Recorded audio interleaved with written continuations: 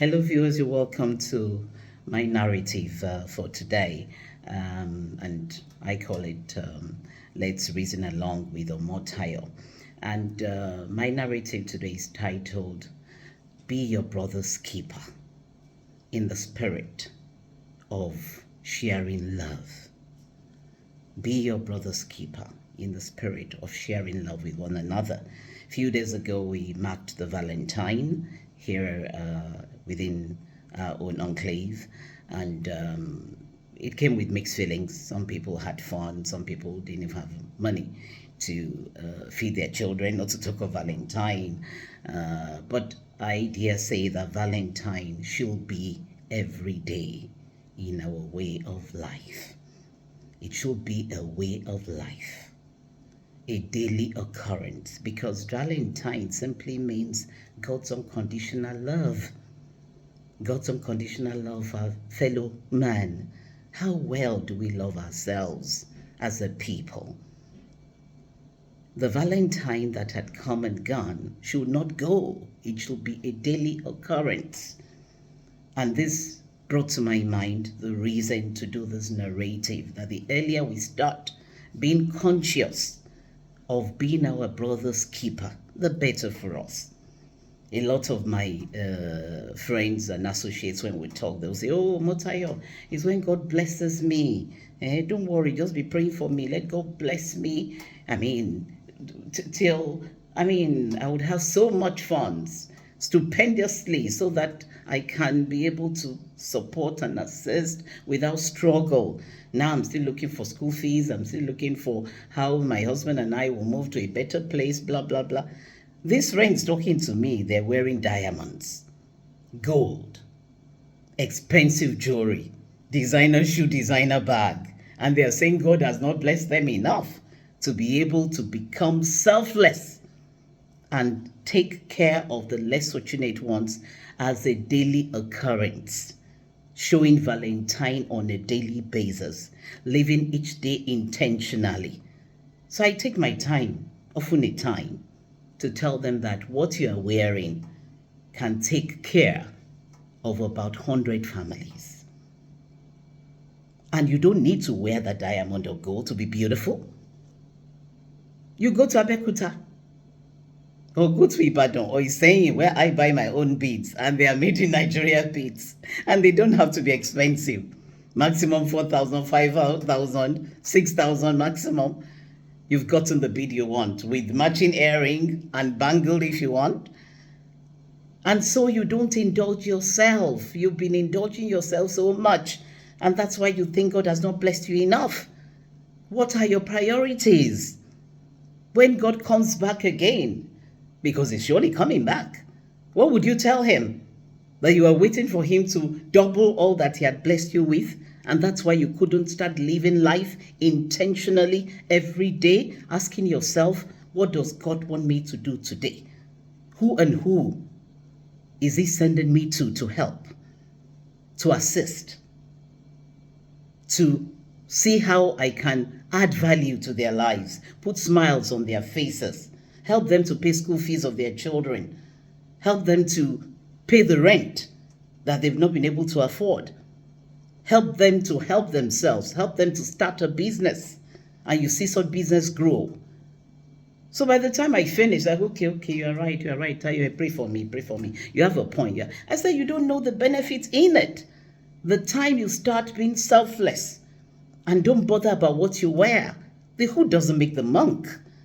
You wear Ankara, you wear Adire, you wear simple kaftan, you put bead, you wear ashoke, or you wear whatever you want to wear. That's not expensive. You will have more than enough to be able to care for those that need the funds more.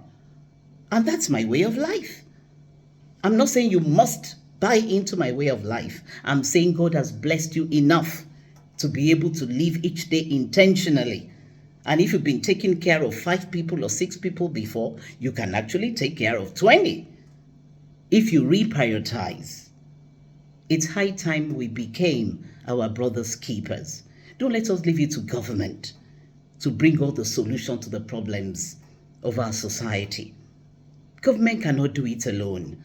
For a society to thrive, for poverty to be alleviated, for our people to be empowered.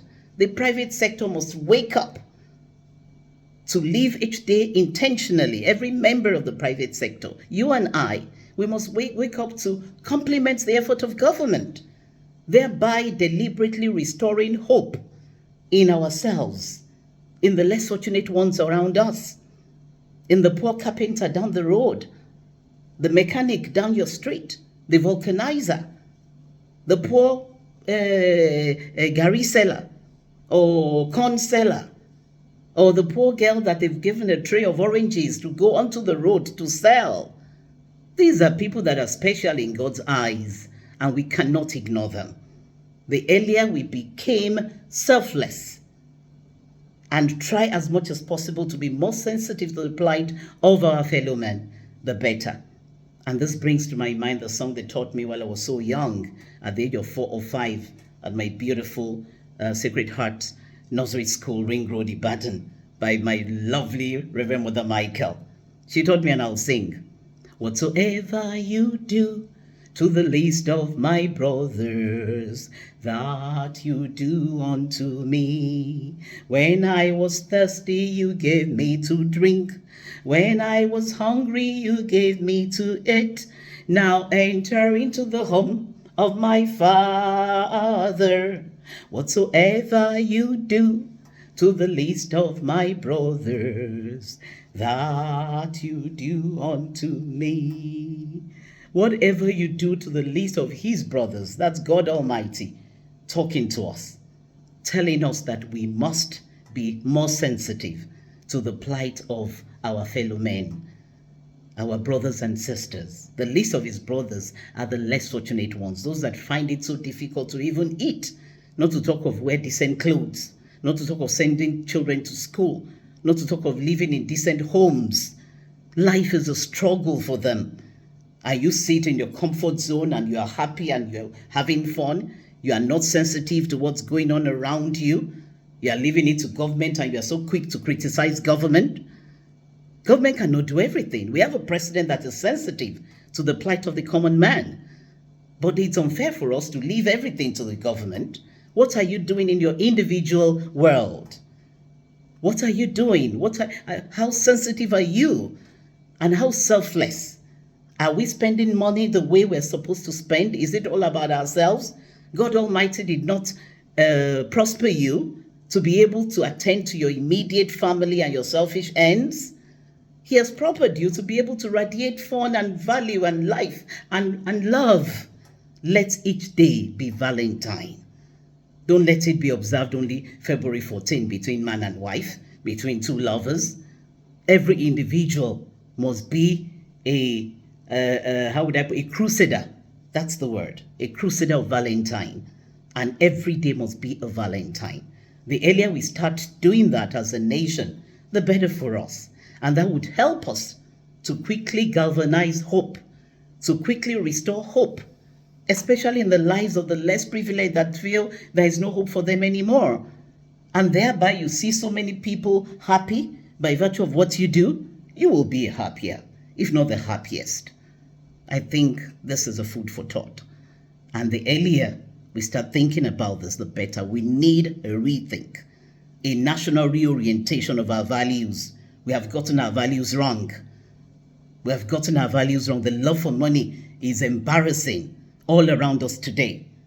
And the love for money is just for them to feel, yes, they want to start acting as people that have arrived and oppressing other people. God did not spare your life to oppress. God has spared your life to add value to the lives of the downtrodden. Food for thought. Thank you. I remain your uncle, Omotayo. Till next week. God bless you.